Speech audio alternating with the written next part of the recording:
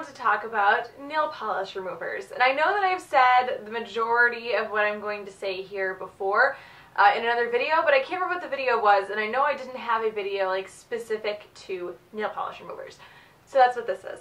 I want to kind of talk about the difference between a nail polish remover and acetone and a non-acetone nail polish remover, and just like some basic, why I use all three, what I use them for, whatever. So I generally buy the large bottles from Sally's Beauty Supply. I just recently started doing this, so I don't have all large bottles because I haven't run out of my small bottles yet.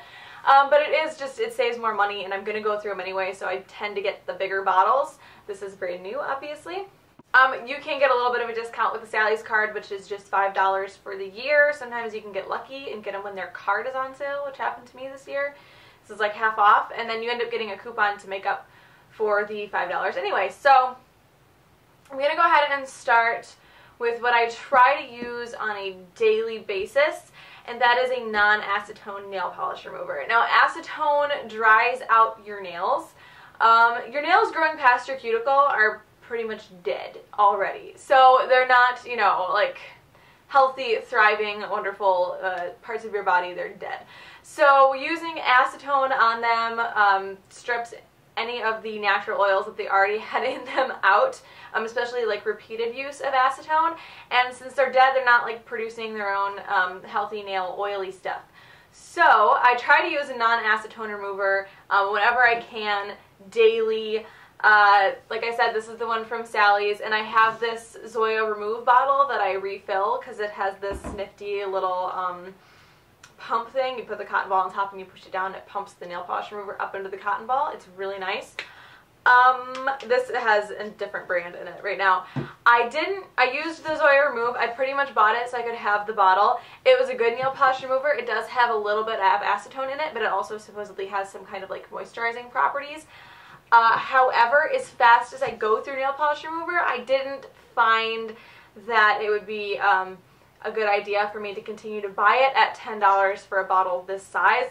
This bottle was full earlier this week, so that would be a lot of money for nail polish remover for me. So I just get cheaper stuff and work with it. I'll live. So I do get a non-acetone nail polish remover. Now the thing with non-acetone is, yes, it doesn't have acetone in it, which is really good for your nails, and will help keep them from getting super brittle and breaking. However, no acetone means that it's more difficult of a removal. I would say that's pretty much impossible to get a straight glitter off with non-acetone nail polish remover unless you want to spend 2 hours and a half bag of cotton balls trying to do it.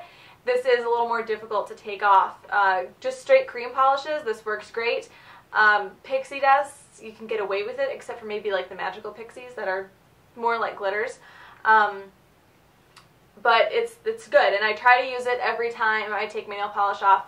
Even if it's going to take a little bit longer and be more of a pain in the butt, it's better for my nails in the long run. They don't break off as much. So I do try to use non-acetone nail polish remover whenever possible, which is why it's in my pump, because it's my most commonly used one, especially when I'm swatching. The next thing that I do use if I'm having a difficult time removing a nail polish, if it's like a little stubborn, if I don't have time, or I'm just in a hurry, whatever, I use an acetone nail polish remover. Now an acetone nail polish remover is different than just acetone. It kind of drives me up a freaking wall when I hear people say that they refer to nail polish remover as acetone. It's not. It's different. Acetone nail polish remover is a nail polish remover with acetone added in it, which is basically acetone watered down with other chemicals. It might even be just water, I'm not sure. But it is thinned down a little bit, so it works better on nail polishes and, glitters and stuff. You can remove glitter with this. It's still kind of a process though, so it is going to take a little bit of time.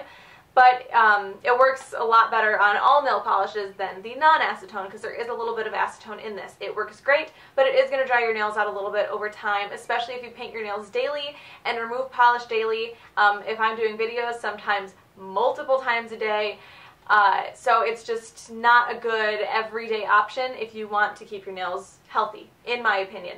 So I do keep this around for more difficult manicures or when I'm in a hurry, but I do, like I said, try to use the non-acetone whenever I can. Next thing is the pure acetone. Acetone is a chemical, right? This is straight up 100% pure, that chemical. It's not watered down like acetone nail polish remover. I'm trying to be clear without being a jerk. It's probably not, and probably coming off rude. But I use this basically for, oh my gosh, I'm covered in glitter and like I need to be out the door like 5 minutes ago. That's what this is for. Or if I'm cleaning up around my nails, I dip my cleanup brush into pure acetone. The reason for that is, yes, it does dry my cuticles out pretty freaking badly, but it is a lot faster. If you try to dip your cuticle brush and do your cleanup, especially if you're trying to smooth out the curve on your actual nail, if you try to do that in non-acetone nail polish remover, it's pretty much going to smudge the color around and take more than just one clean swipe around to actually remove the polish, where pure acetone will just and it's gone. But it's so drying, it will leave kind of like a white cast around your skin, like where it touched, it will look like it'll look like it's super dry or like powdery. It's really weird, which is why cuticle oil and lotions and moisturizer is really, really important. But I do keep this around because, like I said, it does serve its purpose. They all serve a different purpose. So I keep all three generally. Another thing that I do is keep one of these spongy nail polish remover things around. It's literally a jar and a sponge with holes in it and nail polish remover, and I just poured like a lot of it out into my lap. If the sponge isn't shot, these can be refilled, which is really awesome, but the sponge generally like gets torn up pretty quickly.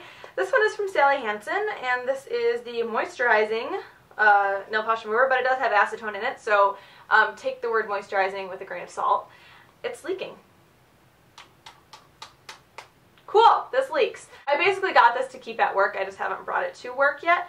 Because a lot of times I'll have chips on my nails when I'm at work, and if it's chipping, then I want to pick at it, and if I pick at it, I end up picking at my nails, and picking at your nail polish is bad, and why is this leaking so much? So I keep this at work, or at least I will be keeping this at work, just so I can go in there and take my nail polish off when I need to. So yeah, that is a good option. You can buy these in non-acetone. I don't know about the Hansen brand though. You might have to get like a store brand. Another option, if you don't want to be removing nail polish, you know, every single day if you paint your nails daily, is to use a peel-off base coat. And that generally like removes the need for nail polish for the most part. Now I did a video kind of comparing 3 different types of peel-off base coats. I don't know if it will be up before or after this because I have only filmed the intro. Give me some time. But that is another option. With a peel-off base coat, you can put it on first, paint your nails, and then within like 24 or so hours, you can kind of just pop the nail polish off. There will be some, you know, around the edges. Really, a lot of times what happens is that you paint your base coat and then you paint your nail polish color, and it kind of crosses over the line where the base coat was placed, so you still have a little bit stuck to your nail, like around the edges, but then you only have to put like a little bit of non-acetone nail polish remover onto a cotton ball and get it off like really quickly without having to scrub or like really soak your nails in nail polish remover, and it doesn't damage the nail plate as much. I'm not going to say it doesn't completely because a lot of times you do end up picking, but it doesn't damage it as much as just like picking your nail polish off on its own, which is really, really bad. So yeah, that is basically my like kind of informational nail polish remover video. Probably really unnecessary for a lot of people, but I did want to make a video specific for it so that anybody searching for it can find it. So I hope you guys enjoyed this, and I will talk to you later. Bye.